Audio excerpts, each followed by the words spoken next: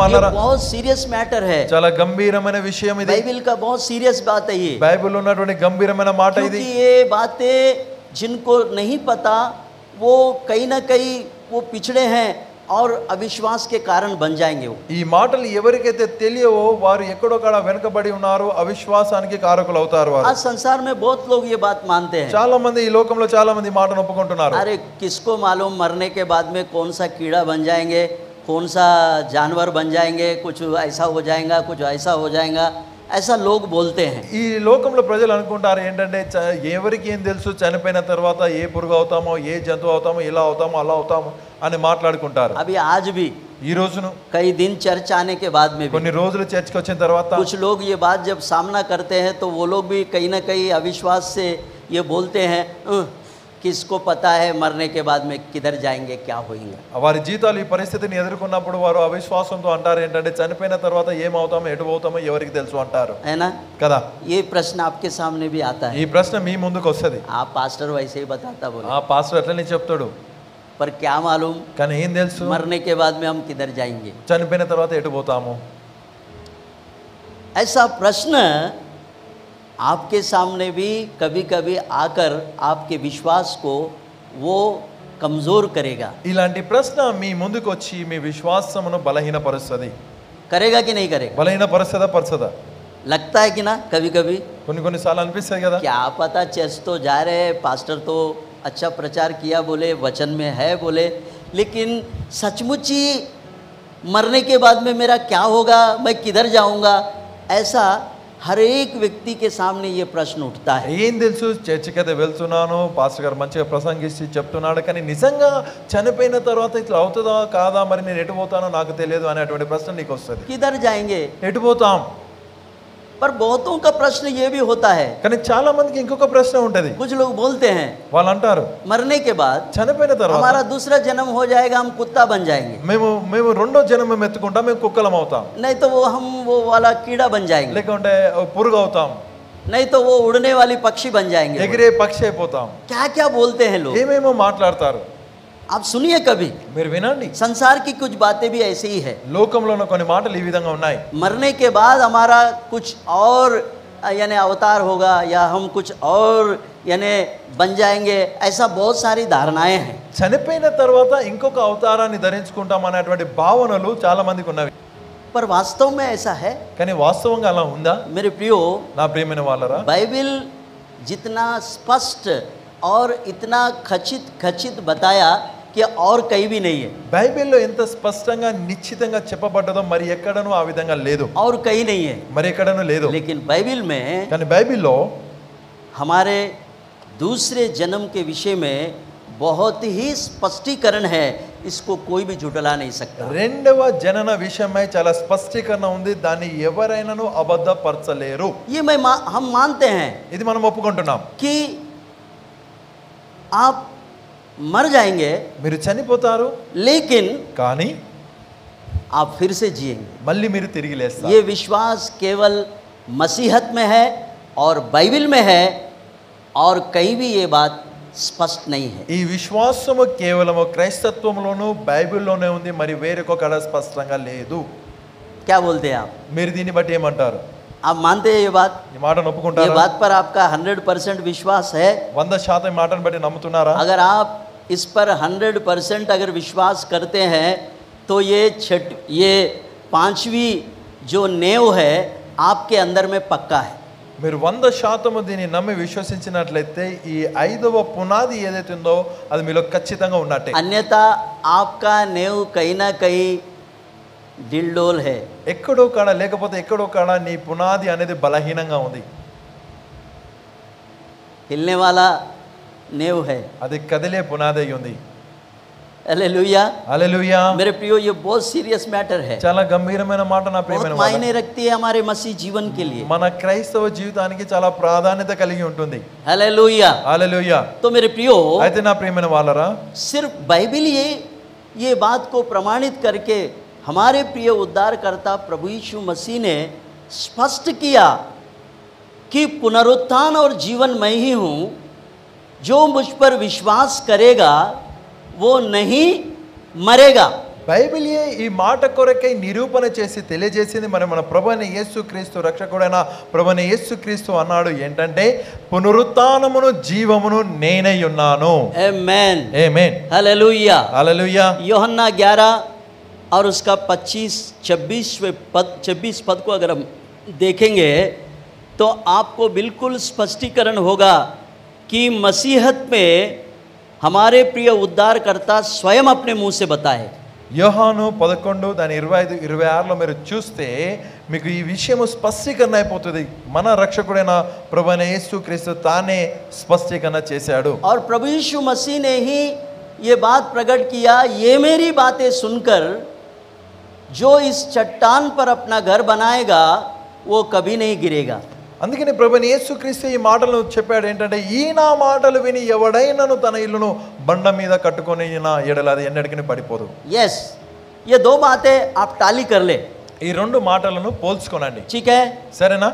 मत्ती 7:24 మత్తయి సువార్త 7:24 और उसका प्रमाण, उसका सच्ची बात अब आपको यूहन्ना 11:25-26 में ये साबित करता है। దాని ప్రమాణము, దాని నిజమైన స్వరూపము యోహాను 11:25-26 అది నిరూపిస్తుంది. यस, అవును. पक्का है, ఖచ్చితంగా. क्योंकि ये बात कोई गैर और ने नहीं कहा, स्वयं प्रभु यीशु मसीह ने मार्ता और मरियम से कहा। ఈ మాటను వేరొకరు కాకుండా స్వయంగా ప్రభువైన యేసుక్రీస్తు మరియ మరియు మార్తంతో అన్నాడు. यस, అవును.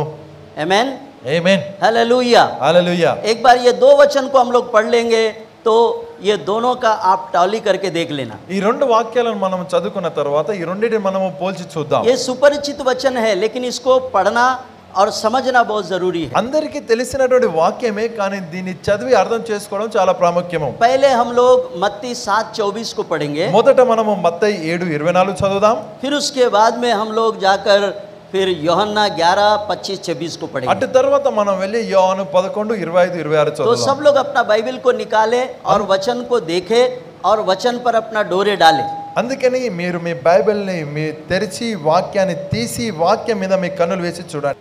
इसीलिए जो कोई मेरी ये बातें सुनकर मेरी ये बातें सुनकर उन्हें मानता है उन्हें मानता है वह उस वो उस बुद्धिमान मनुष्य के समान ठहरेगा मनुष्य के नाई ठहरेगा जिसने अपना घर जिसने अपना घर चट्टान पर बनाया। चट्टान पर बनाया।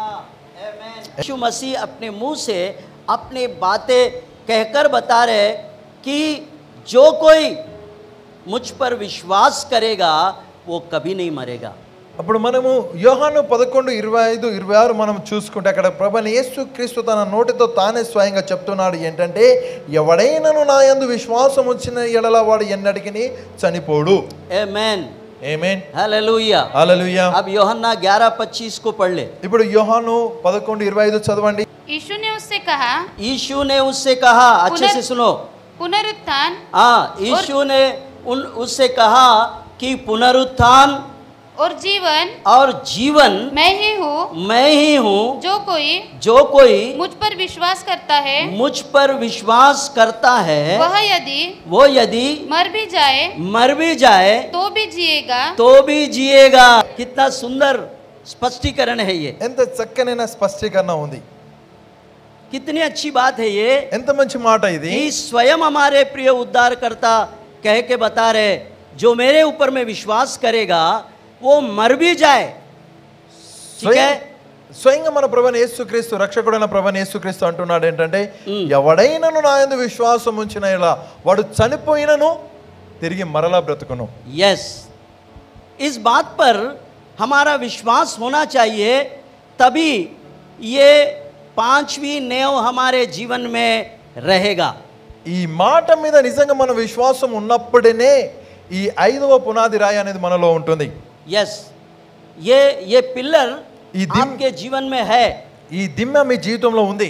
क्योंकि ఎందుకనగా प्रभु यीशु मसीह ने ये दो बातों से स्पष्ट कर दिया कि जो कोई मेरी ये बातें सुनकर जो मुझ पर विश्वास करता या मुझ पर भरोसा करता तो वो मुझ इस चट्टान पर अपना घर बना लेगा। ప్రభుని యేసుక్రీస్తు మాట స్పష్టీకరణ చేశాడు ఏంటంటే, ఎవడైనను నా యందు విశ్వాసం ఉంచిన ఎడల, ఎవడైనను ఈ నా మాటలను బట్టి తన ఇల్లును బండ మీద కట్టుకొనిన ఎడల అని చెప్తున్నాడు. मेरे प्रियो, నా ప్రియమైన వాళ్ళరా, अब 25-26 बिल्कुल स्पष्ट कर दिया यीशु ने कि जो कोई मुझ पर विश्वास करता है वो मर भी जाए तो भी जिएगा। 25-26 దేవుడు స్పష్టీకరణ చేసినాడు ఏంటంటే, ఎవడైనను నా యందు విశ్వాసం ఉంచి చనిపోయినను బ్రతుకును. यस, చనిపోయినను బ్రతుకును. బ్రతుకును। मृत्यु फाइनल नहीं है हमारा मरने का। మనము చనిపోవడానికి మరణమే ఆఖరిది కాదు. ये कितने लोग मानते हैं? ఈ మాటను ఎంతమంది हमारा मृत्यु ఒప్పుకుంటున్నారు? फाइनल है। మరణం ఆఖరా? ये बात आपको अच्छे तरह से आपके माइंड में, आपके हृदय में घुसना चाहिए। ఈ మాట నీ హృదయములో, నీ మెదడులో అది ఇమడాలి. आप बोलिए, ఇప్పుడు అనండి, आपकी मृत्यु फाइनल है क्या? నీ మరణము ఆఖరా, నువ్వు చనిపోవడం అనేది अगर ఆఖరా? ये बात आपको नहीं समझा तो फिर मसीहत ही बेकार है। ఈ మాట నీకు అర్థం కాకపోతే క్రైస్తత్వం అనేది వృధా, అనవసరం. आप कहीं भी खड़े होकर ये बताना चाहिए, छाती ठोक के मैं मर भी जाऊंगा तो भी मैं जीऊंगा। నువ్వు ఎక్కడైనా నిలబడి ఈ విధంగా రొమ్ము కొట్టుకొని చెప్పాలి ఏంటంటే, నేను చనిపోయినను బ్రతుకుతాను. छाती ठोक कर ये बात एक मसीह जन बोलना चाहिए। ఈ విధంగా ఛాతి కొట్టుకొని ఒక క్రైస్తవ జనుడు అనాలి. यस, అవును, कहीं कहीं आपके साथ में वाद विवाद हो सकता है। కొన్ని స్థలాల్లో వివాదాలు జరుగుతాయి. अरे भाई, मरने के बाद कुछ नहीं है, చనిపోయిన తర్వాత ఏం లేదు. मरने के बाद आदमी कीड़ा मकोड़ा बन जाता है, सब लोग बोलते हैं। ఈ విధంగా ప్రజలు అంటారు, చనిపోయిన తర్వాత ప్రజలు పురుగులు అయిపోతారు. लेकिन मसीहत కానీ క్రైస్తత్వం इस बात का स्पष्टीकरण करता है ఆ మాటను గురించి స్పష్టీకరణ कि ఇస్తుంది. तू मर भी जाए నువ్వు చనిపోయినను तो भी जिएगा। నువ్వు బ్రతుకుతావు. खातरी है? నమ్మకం ఉందా? खातरी है? నమ్మకం ఉన్నదా? मैं अगर मर भी जाऊं నేను చనిపోయినా तो भी मैं जीऊंगा, నేను బ్రతుకుతాను. क्योंकि ఎందుకనగా मेरे प्रिय प्रभु, मेरा उद्धार करता, उसने स्पष्ट अपने मुंह से ये बात कहा कि तू मर भी जाए तो मैं तुझे जिलाने के लिए तैयार हूं। నా ప్రియ ప్రభు రక్షకుడు ప్రభువైన యేసుక్రీస్తు తన నోటితో స్పష్టీకరణ చేశాడు ఏంటంటే, నీవు చనిపోయినను బ్రతుకుతావు. हम मसीह के पास क्यों आए? మనం క్రీస్తు దగ్గరికి ఎందుకు వచ్చాం? है ना? कदा? संसार में बहुत कुछ है, లోకంలో చాలా ఉన్నాయి, लेकिन కానీ हम मसीहत में इसीलिए है మనం క్రైస్తత్వం క్రీస్తులో कि ఎందుకున్నామంటే, मैं मर जाऊंगा నేను చనిపోతాను, तो भी जीने के लिए मैं प्रभु में आया हूं। నేను చనిపోయిన బ్రతకడానికి దేవునిలోనికి వచ్చాను. आमेन, ఆమేన్, हालेलुया। హల్లెలూయా. ये बात आपको एकदम खरा खरा आप खातरी हो जाना चाहिए ये बात से कि यही है, इसके बाद और कुछ नहीं है। ఈ మాటను ఉన్నది ఉన్నట్టు నీవు నమ్మాలి. ఇదే ఉంది, ఇది తప్ప వేరొకటి లేదు. यस, అవును, और यही नेव मैं आपको डालने के लिए मैंने अपना एक एक मांग मैंने एक एक जिसको तेलुगु में बोलते हैं कंकरम कटकुना, है ना? कंकरम कटकुना, ये मेरी कलीसिया को ये नेव मैं डाल के ही छोड़ूंगा। ఈ ఈ పునాదిని कंकरम నీకు- कंकरम यानी वो बांध लेते ना, పెళ్లిళ్ళలో కట్టు. हाँ, वो तेलुगु वाले बोलते हैं, हिंदी वाले क्या बोलते हैं, मैंने दीक्षा ले लिया है, मैंने दीक्षा ले लिया है कि मेरे लोगों को मैं ये बात खातरी करके ही छोड़ूंगा। నా ప్రజలకు ఈ మాటను నమ్మించి ఈ పునాదిని వేసి నేను తీరుతానని ఆ కంకణాన్ని నేను కట్టుకున్నాను. वे ऊपरी ऊपरी मसीह बनकर ना जिए, మీరు పైకి క్రైస్తవులే బ్రతకొద్దు नहीं, కాదు. वो ऊपरी ऊपरी वाले मसीह जीवन से हम खुश नहीं है। పైన ఉన్నటువంటి క్రైస్తవ జీవితాన్ని బట్టి మనం సంతోషంగా లేము. हम वो मसीह जीवन जीना चाहते हैं। మనం ఇలాంటి క్రైస్తవ జీవితాన్ని జీవించాలంటే मैंने दीक्षा ले लिया है। నేను కంకణాన్ని కట్టుకున్నాను. यस, मैंने दीक्षा ले लिया నేను है కంకణం కట్టుకున్నాను. कि मैं मरने के बाद में भी मैं जीने वाला व्यक्ति हूँ। నేను చనిపోయిన తర్వాతను బ్రతికే వ్యక్తిని. हालेलुया, హల్లెలూయా, हालेलुया। హల్లెలూయా. कितने लोग दीक्षा लेना चाहते हैं कि मैं मर गया तो भी जीऊंगा। నేను చనిపోయిన తర్వాత బ్రతుకుతానని ఎంతమంది కంకణం కట్టుకోవాలనుకుంటున్నారు? कल आपको अगर कोई पूछा तुम यीशु को क्यों मानते हो, రేపటికి ఒకరు అడిగారనుకో, నీవు యేసుని ఎందుకు నమ్ముతున్నావు? तो आप क्या बताएंगे అప్పుడు मुझे? మీరేమంటారు? तो हमारा जवाब ये होना चाहिए మన జవాబు ఏమై ఉండాలంటే, कि भाई मैं मसीह में इसलिए गया हूँ, నేను క్రీస్తునందు ఎందుకు వెళ్ళానంటే उसमें ఆయనలో मरने के बाद में भी जीवन है, जिंदगी है। చనిపోయిన తర్వాతను జీవం ఉన్నది, బ్రతుకు అనేది ఉన్నది. हालेलुया। హల్లెలూయా. ताली बजाओ प्रभु को చప్పట్లు धन्यवाद। కొట్టి దేవుని వందనాలు చెల్లించండి. यस, అవును, आप दृढ़ निश्चय के साथ में बोलो, घबराए ना और ना डरना। నువ్వు ఏమాత్రము భయపడకుండా నువ్వు దృఢంగా ఖచ్చితంగా అనాలి.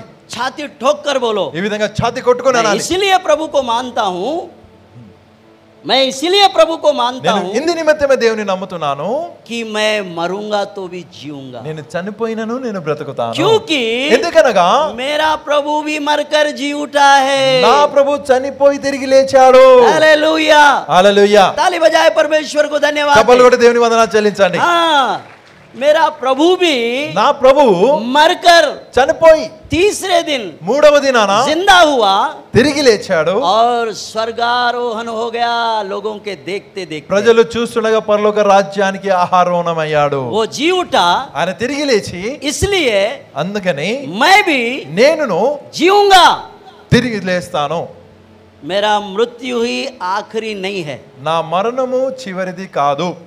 मरने के बाद में भी చనిపోయిన తరువాతను हमारे लिए एक और जिंदगी है। మన కొరకైనటువంటి ఒక జీవితం ఉన్నది.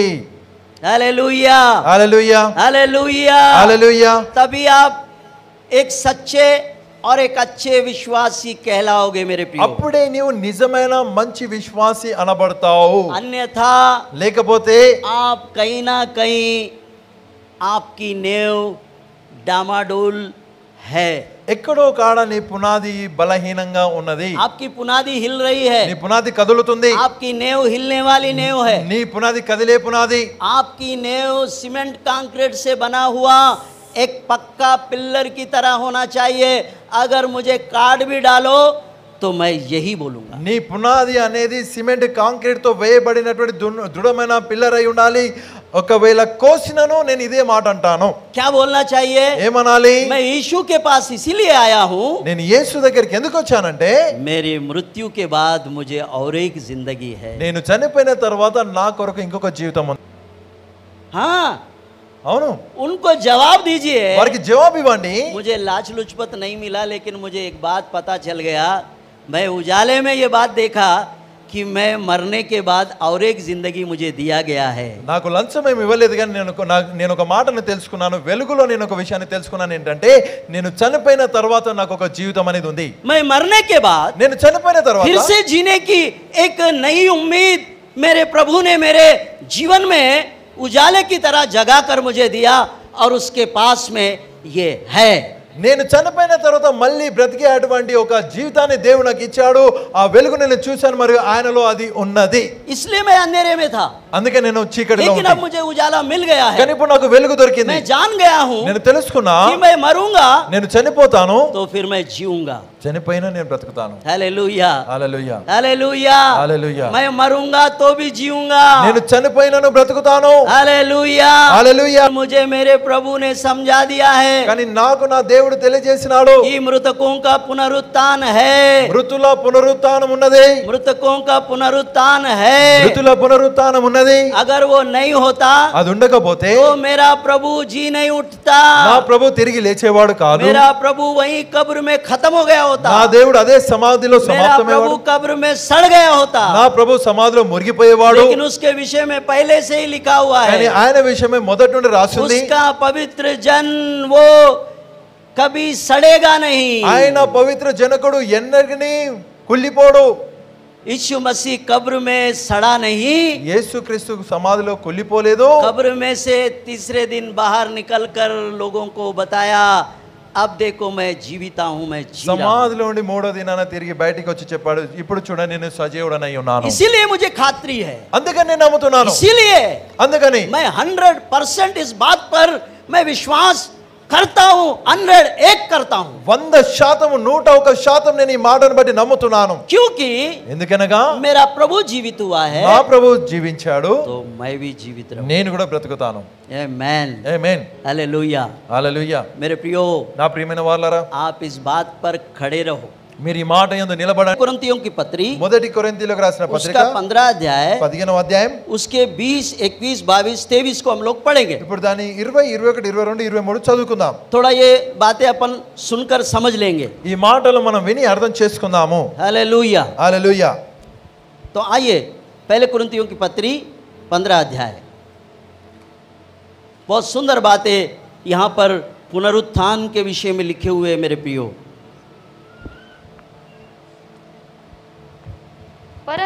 परंतु सचमुच मसीह मुर्दों में से जी उठा है और जो सो गए हैं उनमें पहला फल हुआ। वो पहला फल हुआ। ये बातों को अच्छे से समझो। ఈ మాటలు జాగ్రత్తగా అర్థం చేసుకోండి. अभी तक मैंने जो बताया उसका ये प्रमाण है। ఇంత మట్టు వరకు ఏదైతే చెప్పానో దానికి నిరూపణ ఇది. अब देखिए, ఇప్పుడు చూడండి, पौलुस भी पवित्र आत्मा में ये बातें लिख रहा है, పౌలు పరిశుద్ధాత్మని యందు ఈ మాటలు రాస్తున్నాడు. क्योंकि मरे हुओं में से जो जिलाया गया इस पूरे संसार के लिए पहला व्यक्ति मसीह है। చనిపోయిన వారిలో నుండి ఈ ప్రపంచమంతటికి ప్రథమ ఫలముగా క్రీస్తు మృతులలో నుండి లేపబడి ఉన్నాడు. ये बात अच्छे से समझ लो। ఈ మాటను చక్కగా తెలుసుకోండి. मेरे प्रियो, నా ప్రియమైన వాళ్ళారా, इस संसार में, ఈ లోకంలో, ना के मसीह लोगों में, ఈ క్రైస్తవులలో కాదు. ये बात अच्छे से समझो। ఈ మాటను జాగ్రత్తగా వినండి. ये सिर्फ मसीह लोगों में नहीं, ఇది క్రైస్తవులలోనే కాదు, सिर्फ यहूदियों में नहीं, యూదుల్లోనే కాదు, ये पूरे विश्व में ఈ ప్రపంచమంతటిలో कोई भी मरकर जी नहीं उठा। ఎవరైనా చనిపోయిన తర్వాత తిరిగి లేవలేదు. ये अच्छे से खातिरी करके लिख लो ये बात। ఈ మాటను చక్కగా నమ్మకంతో రాసి पूरे పెట్టుకోండి. विश्व में ప్రపంచమంతటిలో केवल एक ही व्यक्ति प्रथम फल हुआ, यानी पहला पुनरुत्थान, पहला पुनरुत्थित व्यक्ति अगर कोई है तो वो मसीहा है। ఒకే ఒక వ్యక్తి ప్రథమ ఫలం అయ్యాడు. ఎవరైనా పునరుత్థానుడై లేచాడా ఆయన క్రీస్తు అయి ఉన్నాడు. यहाँ स्पष्ट लिखा है, స్పష్టంగా రాస్తుంది. वो पहला फल हुआ ఆయన ప్రథమ ఫలం पूरे संसार के लिए, లోకమంతటికి पहला जी उठने वाला, మొదటిగా తిరిగి पहला లేచాడు व्यक्ति। మొదటి వ్యక్తి. उसके पहले कोई ना हुआ ना होगा। ఆయన కంటే ముందు ఎవరు పుట్టలేదు, తిరిగి లేవలేదు, లేవరు. वो पहला व्यक्ति है, ఆయన మొదటి వ్యక్తి. प्रथम फल हुआ करके लिखा है। ప్రథమ ఫలముగా అని రాయబడి ఉంది. वो पहला व्यक्ति है जो मरकर जी उठा है। చనిపోయి తిరిగి లేచిన వారిలో మొదటి వ్యక్తి ఆయన. 15-20 अच्छे से कोडवर्ड करो। 15, 20ని చక్కగా కోడ్ వర్డ్ చేసుకోండి. यस, वो पहला फल है संसार के लिए जो मृतकों में से जी उठा है। మృతులలో నుండి లేపబడిన వారిలో లోకానికి ప్రథమ ఫలం ఆయను. अब 21 को पढ़े। क्योंकि हाँ, जब मनुष्य के द्वारा मृत्यु आई तो मनुष्य ही के द्वारा मरे हुओं का पुनरुत्थान भी आया। हाँ, मनुष्य के द्वारा मृत्यु आई और मनुष्य के द्वारा ही क्या आया? पुनरुत्थान आया। మనుషుని ద్వారా మరణం వచ్చెను గనుక మనుషుని ద్వారానే మృతుల పునరుత్థానమును కలిగెను. अरे क्या, कैसे समझ रहे ये बात? ఈ మాటను ఎలా అర్థం చేసుకుందాం? क्योंकि मृत्यु किसके द्वारा आया? మరణము ఎవరి ద్వారా వచ్చింది? पहला मनुष्य कौन है जिसके द्वारा पाप आया इस संसार में? ఈ లోకానికి మనుషుని ద్వారా, మొదటి మనుషుని ద్వారా పాపం వచ్చిందని ఎవరు? आदम। ఆదాము. पहला मनुष्य ने पाप लेकर आया और पाप के द्वारा मृत्यु आई। మొదటి మనుషుడు పాపాన్ని తీసుకొని వచ్చాడు, పాపము ద్వారా మరణము వచ్చింది. अब दूसरा मनुष्य कौन है? ఇప్పుడు రెండవ మనుషుడు ఎవరు? दूसरा मनुष्य हमारे प्रिय उद्धारकर्ता प्रभु यीशु मसीहा है। ఈ రెండవ మనుషుడు మన రక్షకుడైన ప్రభువైన యేసుక్రీస్తు అయి ఉన్నాడు. यस, ये बात अच्छे से समझो। ఈ మాటను చక్కగా తెలుసుకోనండి. हालेलुया। హల్లెలూయా. क्योंकि ఎందుకనగా प्रथम मनुष्य ने मृत्यु लेके आया, अब दूसरा मनुष्य ने उस मौत को मार दिया और फिर वो जीवन को लेकर आया। మొదటి మనుషుడు మరణాన్ని తీసుకొని వచ్చాడు, మరి రెండవ మనుషుడు మరణాన్ని తెంపి జీవాన్ని తీసుకొని వచ్చాడు. हालेलुया। హల్లెలూయా. वो बात यहाँ पर प्रमाणित हो रहा है, पवित्र आत्मा प्रमाणित कर रहा है वो बात ఆ को। మాటను పరిశుద్ధాత్ముడు ఇక్కడ నిరూపిస్తున్నాడు. यस, అవును, एक मनुष्य के द्वारा मृत्यु आई, ఒక మనుషుని ద్వారా మరణం వచ్చెను, वैसे ही గనుక అదే విధంగా दूसरे मनुष्य ने अपने द्वारा जीवन लेकर आया है। మరి రెండవ మనుషుడు తన ద్వారా జీవాన్ని తీసుకొని వచ్చాడు. यस, हालेलुया, హల్లెలూయా, हालेलुया। హల్లెలూయా. ये आपके लिए बहुत बड़ा पिलर है। ఇది నీ కొరకైనటువంటి గొప్ప దింపె. आपके अंदर में ये बात बसे रहना నీ चाहिए। లోపల ఈ మాట ఇమిడి ఉండాలి. हाँ, అవును, मैं आदम में मर गया, నేను ఆదామునందు చనిపోయాను, लेकिन आज मेरे प्रभु के कारण मैं కానీ जीऊंगा। ఈ రోజు నా ప్రభువుని బట్టి తిరిగి లేచాను. हालेलुया, హల్లెలూయా, हालेलुया। హల్లెలూయా. मेरे प्रियो, నా ప్రియమైన వాళ్ళరా, बहुत सुंदर बात यहाँ पर प्रमाणित हो रहा है। చక్కనైన మాట ఇక్కడ నిరూపించబడుతుంది. और वो पहला फल हुआ जो इस संसार में मरकर जी उठा। మృతులలో నుండి తిరిగి లేపబడిన వారిలో ఆయన ప్రథమ ఫలమాయెను. अब 22 पद को पढ़ें। 22వ వాక్యాన్ని చదవండి. ये बहुत सुंदर बातें हैं, इनको कोडवर्ड करके रखो। వీటన్నిటిని అండర్లైన్ చేసుకొని పెట్టుకోనండి. 22 पद। और 22. और जैसे आदम में सब मरते हैं, हाँ, वैसे ही वैसे ही मसीह में सब जिलाए जाएंगे। बस यही तो चाहिए अपने को। మనకు కావాల్సింది ఇదే. यस, हालेलुया, హల్లెలూయా, हालेलुया। హల్లెలూయా. जैसे ఏ విధంగానైతే आदम में सब मरते हैं, ఆదామునందు అందరూ ఎలాగూ మృతి పొందుచున్నారో वैसे ही అలాగుననే मसीह में క్రీస్తునందు सब जिलाए అందరూ जाएंगे। బ్రతికింపబడుదురు. हालेलुया। హల్లెలూయా. ताली बजाकर परमेश्वर को धन्यवाद दें। చప్పలు కొట్టి దేవుని వందనాలు చెల్లిస్తాము. आपका पिलर मजबूत होने के लिए ये बातें बहुत काफी है। మీ దిమ్మ దృఢపరచబడడానికి ఈ మాటలు చాలా అవసరం. और हमें ये याद रखना है, మనం ఇది జ్ఞాపకం अगर ఉంచుకోవాలి. मैं मर भी जाऊं నేను చనిపోయినా तो मैं जीऊंगा। నేను బ్రతుకుతాను. उसी के लिए परमेश्वर ने मुझे उद्धार देकर इस कलीसिया में बुलाया है। దానికే దేవుడు రక్షించి సంఘంలోనికి आज పిలుచుకున్నాడు. आपने क्या नई बात सीखी और आपसे परमेश्वर ने कैसे वचन के द्वारा बातचीत की? हमें आप कमेंट्स द्वारा हमें बता सकते हैं। हमारे नए वीडियोस को देखने के लिए हमारे चैनल को सब्सक्राइब करें। प्रार्थना, विनती और अन्य जानकारी के लिए दिए गए नंबरों पर संपर्क करें।